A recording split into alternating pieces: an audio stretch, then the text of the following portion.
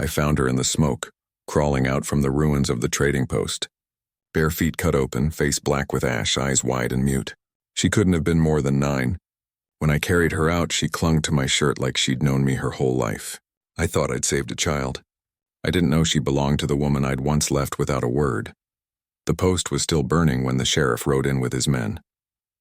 They looked at me like I'd lit the match myself. He asked where the Apaches were hiding. I told him I didn't know. He didn't believe me. Neither did the crowd that gathered later, whispering behind me as I brought the girl to town. She wouldn't speak, wouldn't even flinch when they called her names. That night, someone nailed a note to my door.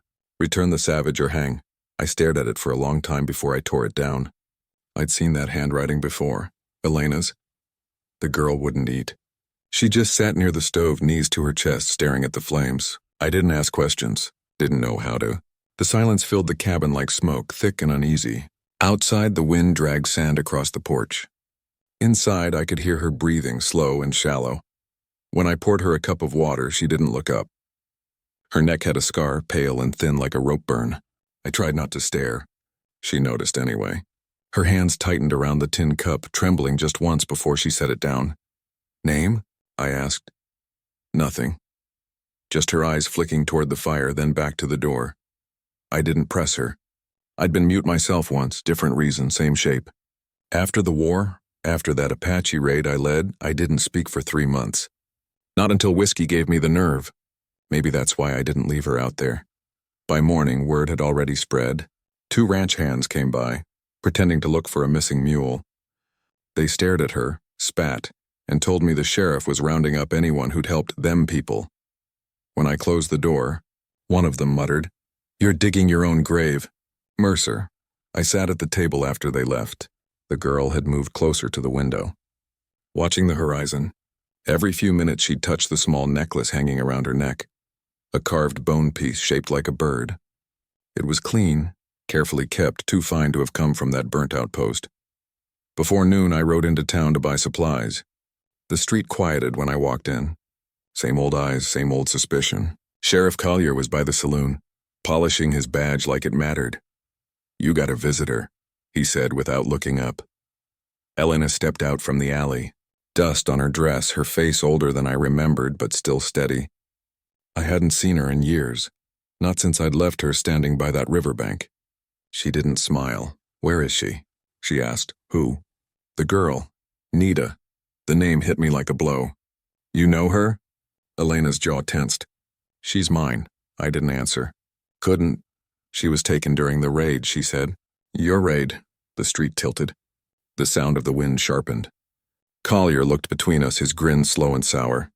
"Well," he said, "ain't that something?" Elena turned away, eyes wet but hard. "You keep her safe, Jack, until I can come for her." Then she left. No touch, no goodbye. Just the sound of her boots fading into the dust. That night I found the same note nailed to my door again. Same hand, same words. But this time, written beneath it, one more line. "Don't trust the sheriff." I didn't sleep. Just sat by the fire while the girl dreamed in silence, clutching that carved bird like it was the only truth left in the world. By dawn, the town had turned against me. It didn't take much, just whispers, half-truths, and one sheriff who knew how to stir a fire. They said I was hiding an Apache child, said I'd gone soft, said maybe I was helping the ones still raiding cattle camps north of the ridge. When I went to the stable, 3 horses were missing. The stable hand wouldn't look at me. "Sheriff's orders," he mumbled. I didn't argue. I saddled my old bay mare and rode out before the sun cleared the hill. The girl, Nita, was waiting by the fence when I got back. She'd packed a small bundle, a piece of bread, my canteen, her bird necklace tucked inside her palm. She looked ready to run. "You won't get far," I said. She stared at me. For a moment I thought she'd speak. Instead, she turned and pointed toward the South Hills. Apache land. Her face didn't show fear, just something older, heavier. "I can't take you there," I said. Her eyes didn't move. When the first shot cracked, she didn't flinch. I pushed her down behind the trough. Another bullet split the water barrel beside us. I saw Collier's men across the street, rifles out, shouting that they had a warrant. I didn't wait to hear the rest. We bolted through the back alley, smoke and dust rising behind us. My leg burned from the old wound, but adrenaline did the rest. We reached the edge of town just as the church bell started ringing, the signal for a manhunt. By nightfall, we'd made camp by the dry riverbed. The girl hadn't said a word since. She sat across from me, face half lit by the small fire. When I tore a piece of jerky in half and handed it to her, she took it slowly like it might vanish if she moved too fast. "Why won't you talk?" I asked. She shook her head. Then almost a whisper. They cut my throat. It wasn't a full voice, more a scrape of breath. The scar on her neck caught the light. My stomach turned cold. I said nothing. Didn't know how to. Later, when she slept, I noticed something carved into the back of that bone bird she carried.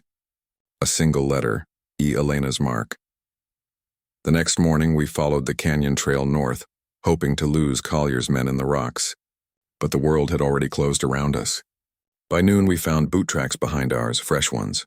I told Nita to stay low. We crawled through the brush until we reached an old shack, one of the cavalry's abandoned outposts. Inside were rusted tins, a cot, and a cracked mirror hanging sideways. My reflection looked older than I remembered. Dirt, sweat, regret, all the same color now. Outside, thunder rolled over the hills. Not weather. Hooves. The girl pressed herself against the wall, clutching her bird again. I cocked the rifle and checked the chamber. Only 3 bullets left. When the riders appeared, I recognized the one in front, Collier. His badge caught the light. He raised his rifle and shouted, "You've got one chance, Mercer. Step aside." I looked down at the girl. She looked back, unblinking. "No," I said. The wind carried the answer before the shooting started. The shack came apart under the first volley. Wood splintered, glass fell in ribbons. I pulled Nita under the cot, pressed her head down, waited for the next round.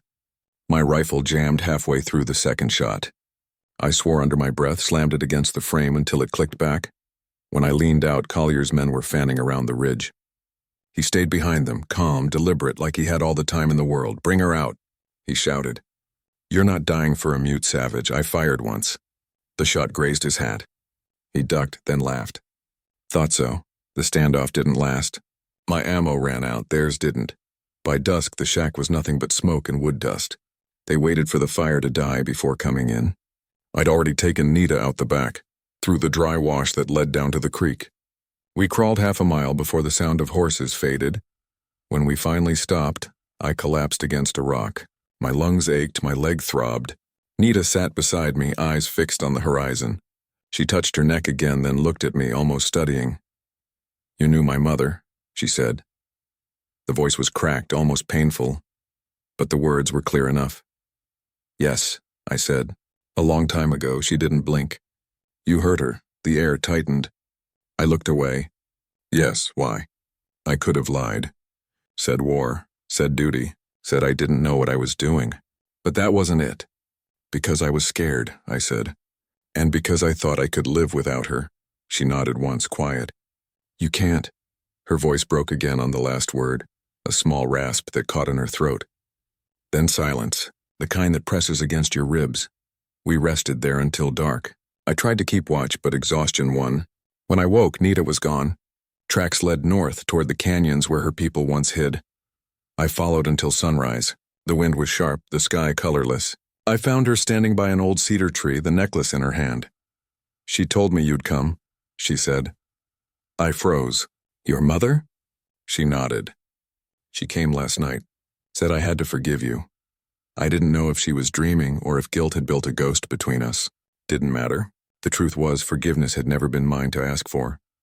Before I could speak, gunfire cracked from behind the rocks. Collier's men again, closer this time. Nita screamed, dropped to the dirt. I pulled her behind the tree and returned fire. One of them fell. 2 kept coming. Then another voice, sharp and familiar. "Enough!" Elena stepped out from the ridge, shotgun leveled. Her horse stood behind her, reins loose. Collier looked stunned, but not enough to lower his gun. "You're siding with him now?" "I'm ending this," she said. For a moment, no one moved. Then she fired. Collier went down hard, the dust rising around him like smoke from an old sin. When the echo died, the only sound was Nita's breathing. Rough, alive. Elena walked over slowly. Her eyes met mine, tired but steady. "You did this once," she said. "Don't run again." "I didn't, not this time." The body lay where it fell. Collier's badge had rolled into the dust. catching what little sun was left. I didn't touch it. Elena turned away first, shoulders tight, the shotgun hanging loose at her side. The smell of gunpowder mixed with dry cedar and blood. Nita stayed behind me, one hand gripping my coat. She wasn't crying. Neither was I. The silence was too deep for that.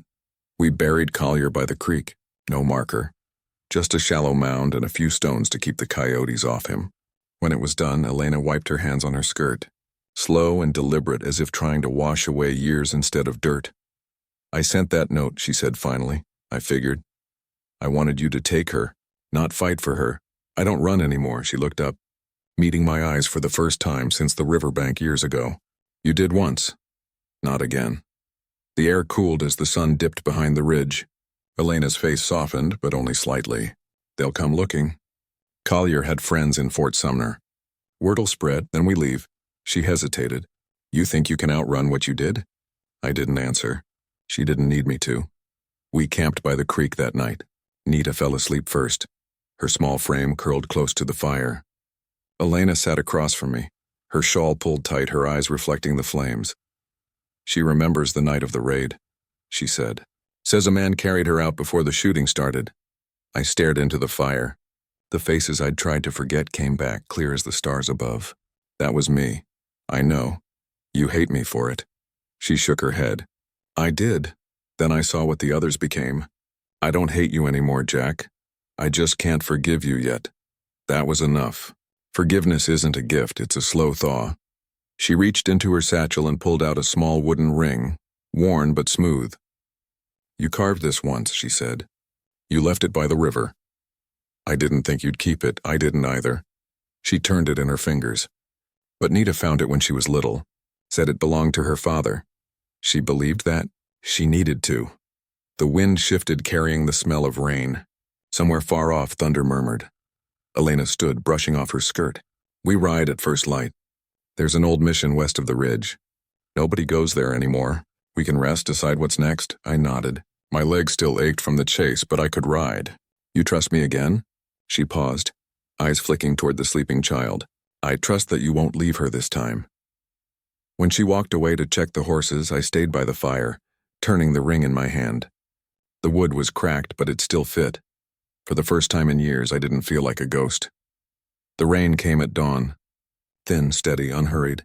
We rode through it, following the narrow trail that wound along the foothills. The horses breathed hard, their coats slick with water. Elena led, Nita in front of her on the saddle. I followed close, the weight of Collier's rifle slung across my back. By mid-morning, we reached the old mission. The adobe walls were half collapsed, the bell tower leaning like a tired man. But the roof still held and the door still opened. Inside smelled of dust and candle wax. Someone had been there once, a traveler maybe, but not recently. We built a small fire in the hearth.